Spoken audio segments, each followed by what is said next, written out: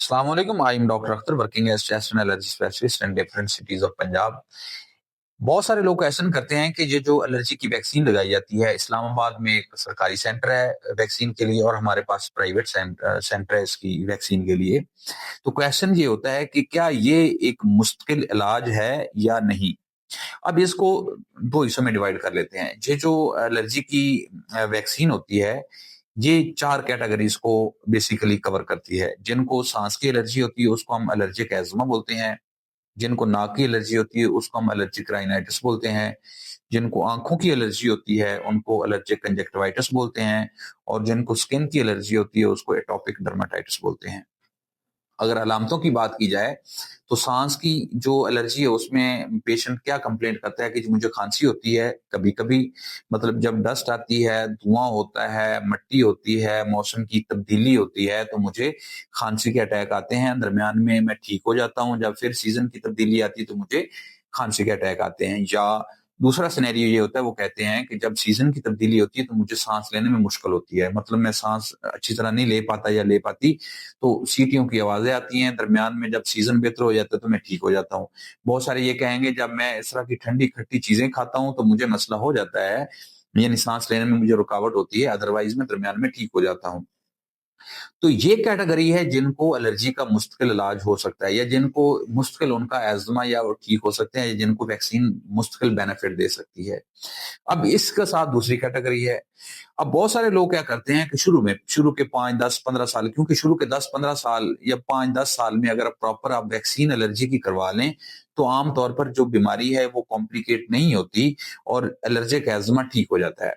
अगर इसी को आप प्रॉपर इलाज ना करें, वक्ती कंट्रोल करें, अपने तौर पे एलर्जी की गोली खा के खाते हैं, जिस तरह मोंटिका लोग रेजेक्स लेके खाते हैं, या अगर आप डॉक्टर को भी दिखाते हैं तो सिर्फ मौसमी आके दिखाते हैं साल के बाद, या अगर आप डॉक्टर को दिखा रहे हैं तो अपनी मर्जी से इनहेलर वगैरह ले रहे हैं, मेडिसिन ले रहे हैं, या अगर आप इलाज करवा रहे हैं तो सिर्फ आप इनहेलर की मेडिसिन ले रहे हैं, साथ में वैक्सीन नहीं लगा रहे हैं, तो इन तमाम सिनेरियो में 5 से 10 सालों में मुख्तलिफ लोगों में मुख्तलिफ टाइम होता है जो आपका वो जो एज़मा था वो परसिस्टेंट एज़मा हो जाता है। यानी पहले हम इसको बोलते हैं वर्ड इंटरमिटेंट एज़मा या एपिसोडिक एज़मा। क्या मतलब है कि जिस तरह एपिसोड आते हैं, जिस तरह ड्रामे का एपिसोड आप बोलते हैं 8 दिन बाद, 15 दिन बाद, 1 महीने बाद, जो कभी-कभी होता था, जो कि काबिल इलाज है, जिसका मुश्किल इलाज हो सकता था, या जो वैक्सीन जिसके लिए है जो मुश्किल इलाज करती है, अगर यही केस 5-10 साल के बाद उसको परसिस्टेंट यानी हर टाइम रहना शुरू हो जाए, दिन हो, रात हो, मौसम कोई भी हो, उसको हर वक्त सांस के मसाइल रहें, तो इन लोगों में वैक्सीन का बहुत अच्छा बेनिफिट नहीं होता।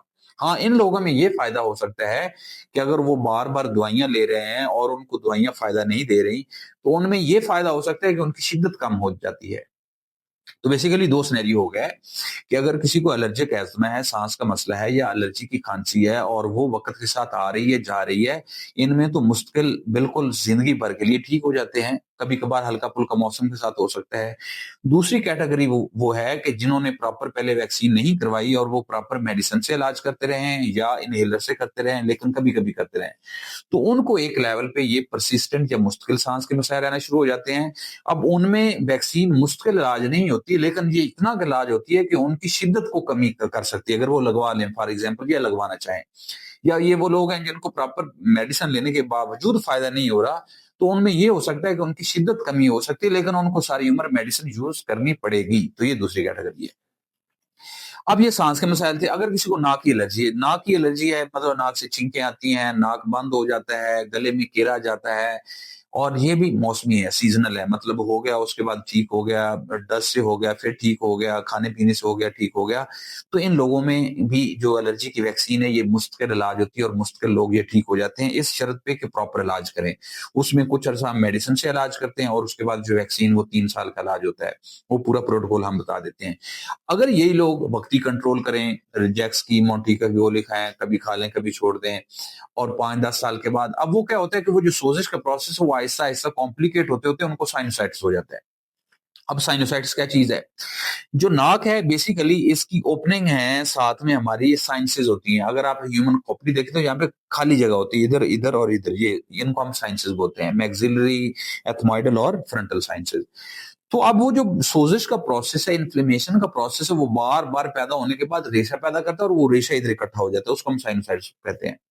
अब जब पेशेंट साइनोसाइटिस के फेज में हो और वो भी कॉम्प्लिकेटेड हो, क्रोनिक हो, तो उसमें आमतौर पर फिर वैक्सीन का बहुत ज्यादा बेनिफिट नहीं होता। तो अब नाक की एलर्जी में भी दो कैटेगरीज होगी। एक वो कैटेगरी जिनको मौसमी होता है, छींकें आती हैं, नाक से पानी आता है, केरा होता है, ठीक हो जाता है, ठीक हो जाता है, और ये खा कई सालों से चल रहा है, खा वो खानदानी भी है, तो इनमें मुस्तकिल इलाज मौजूद है वैक्सीन की शक्ल में। दूसरी कैटेगरी जो मैंने बताई कि जिनको ये प्रॉब्लम था, उन्होंने वक्ती इलाज किया, टाइम पास किया। अब क्या होगा कि वक्त के साथ साथ उनको राइनाइटिस, जो हम इंग्लिश में वर्ड बोलते हैं, वो नाक की एलर्जी, वो साइनोसाइटिस में चला जाता है, यानी वो रेशा इकट्ठा होना शुरू हो जाता है।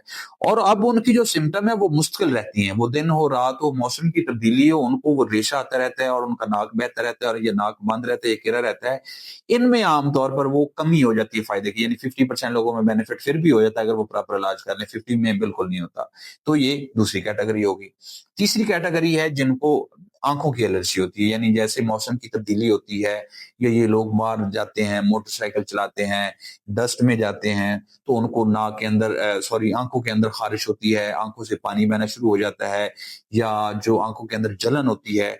तो इन लोगों को वैक्सीन का अच्छा बेनिफिट होता है। जितने भी पेशेंट मैंने ट्रीट किए हैं वैक्सीन के साथ, अल्हम्दुलिल्लाह वो सारे ठीक हैं और इससे लोगों को बहुत अच्छा बेनिफिट होता है। ये भी वो जो टाइम भी आ जाए। चौथी कैटेगरी होती है स्किन की एलर्जी की, एटोपिक हम डर्माटाइटिस या एक्जिमा बोलते हैं। ये भी लोग हैं जिनको हम पहले टेस्ट करते हैं, जिनकी एलर्जी पॉजिटिव आ जाए उनको वैक्सीन से अच्छा लॉन्ग टर्म बेनिफिट हो जाता है।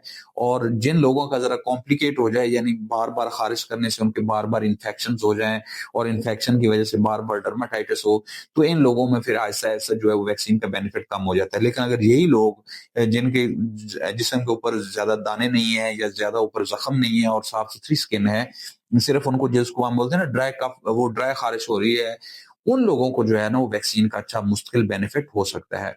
तो अगर आखिर में ब्रीफली बात की जाए, अगर आपको एलर्जी है, चार कैटेगरीज में एलर्जी होती है, सांस की होती है, नाक और गले की होती है, कानों की, आंखों की और स्किन की। अगर ये आपको कभी कभी हो रही है, मौसम के साथ हो रही है, हो जाती है, दरमियान में ठीक हो जाती है और खास सालों से है, तो आपके लिए वैक्सीन मुश्किल इलाज है।